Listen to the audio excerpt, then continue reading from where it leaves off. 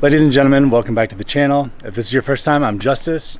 This is my YJ, and I messed up big time on this lift kit. So I recently added a 2.5 inch rough country lift kit on this YJ, and I should have hit the forums before and asked a lot more questions than I did. My kit was a $500 kit, so it didn't come with a transfer case drop, and I didn't really know everything that was involved whenever you actually lift a Jeep. So first, I'm going to talk about what actually happens when you lift your Jeep. Then I'm going to talk about what I wish I would have known. Finally, I'm going to talk about what you should have if you try to do a lift yourself. So to start, there's a reason why a lot of lift kits come with mounting bracket relocations, longer parts, and not just leaf springs, shocks, and U-bolts like mine did. Whenever you lift a Jeep, it exaggerates the pinion angle. And the pinion angle is where basically your drive shaft exits your transfer case and enters your rear axle. So these need to be symmetrical. And if they're not symmetrical, what happens is you're going to get a lot of vibrations in the drive shaft. To solve for this, there's a few things you can do. One is you can use shims on the leaf springs to adjust the angle so that the pinion angles match coming out of the transfer case and coming out of the axle. Another option is getting a slip yoke eliminator. And this basically adds another knuckle to the connection between the transfer case and the rear axle, and it reduces the exaggeration in that angle at the top, and so that also eliminates that vibration in the drive shaft. The third option is a transfer case drop kit. Now this doesn't necessarily fix the pinion angle, but what it does is it makes them less exaggerated. So you won't have perfect symmetry, but I guess percentage wise it's less dissymmetry, if that makes sense. So for this, since this is a pavement princess, I'm not worried about having, perfect symmetry in my pinion angles because I'm not putting this drive shaft under a lot of high stress going off-road. And then the fourth thing that you can do is you can get motor mounts. And what that will do is that will help tilt your motor. And when you tilt your motor, it basically fixes that pinion angle in the back. And those Jeep purists out there, please correct me if I'm wrong, but if you lift the motor and fix the pinion angle in the rear, that can impact the pinion angle in the front. What did I mess up on? When I lifted the Jeep, I didn't have a transfer case drop or any of those other solutions for this vibration in the drive shaft. So that's what I had first. I got everything buttoned up and I thought I did really great, but I was getting these vibrations in the drive shaft that were pretty gnarly. And so I ended up having to get a transfer case drop anyway. So it would have been a lot more convenient to do that in the very beginning. So I wish I would have just spent a little bit more getting the kit that actually had it. The second thing I would have known is what happens to the alignment of the rear axle. On this YJ in particular, it has a solid track bar in the rear, and I haven't found any aftermarket adjustable ones for YJs. If you know of any, please leave them in the comment section below.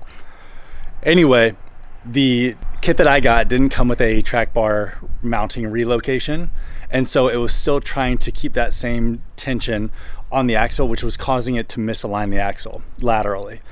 So I ended up having to get back into the Jeep, and then I just ended up removing the rear track bar altogether. I got on a handful of forums and it said that you don't really need it. They were put on there before because people were complaining about CJ's flipping, but also I'm not really driving this very fast and taking turns really hard.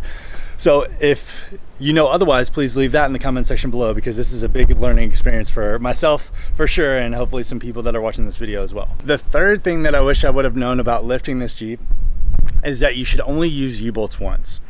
After you tighten down U-bolts and torque them down once, if you undo them, there's a few things that happen. I'm not really quite sure like everything behind it, so if you do know, please leave it in the comment section below.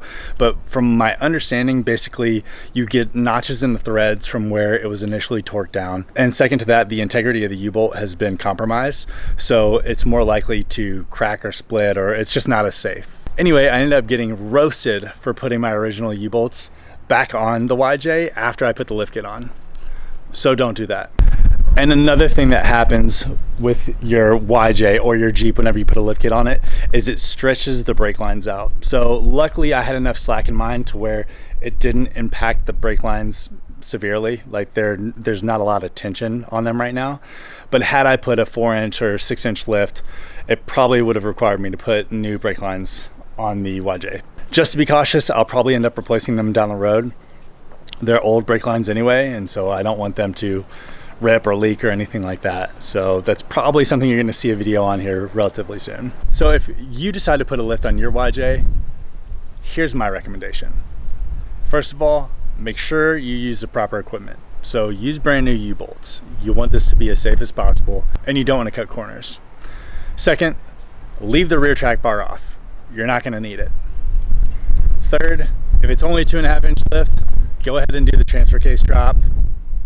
In my experience, that ended up solving all the issues that I had. And my last piece of advice on doing your own lift kit is make sure you have a couple jacks and 3 or 4 jack stands. You're gonna need jack stands to hold the Jeep up, but also it helps to have additional jack stands and jacks to also be able to support the axle. If you have any other questions, leave them in the comment section below. This video is meant to be educational and something that you all can all learn from my mistakes on so that you hopefully don't repeat them. Because it's educational, please, if you are a Jeep enthusiast, Jeep purist, a Jeep mechanic, you obviously know way more about this than I do. I'm just now getting started in my Jeep journey. So if you feel like there are better recommendations than the ones that I've been giving, please leave them in the comment section below so everyone can learn.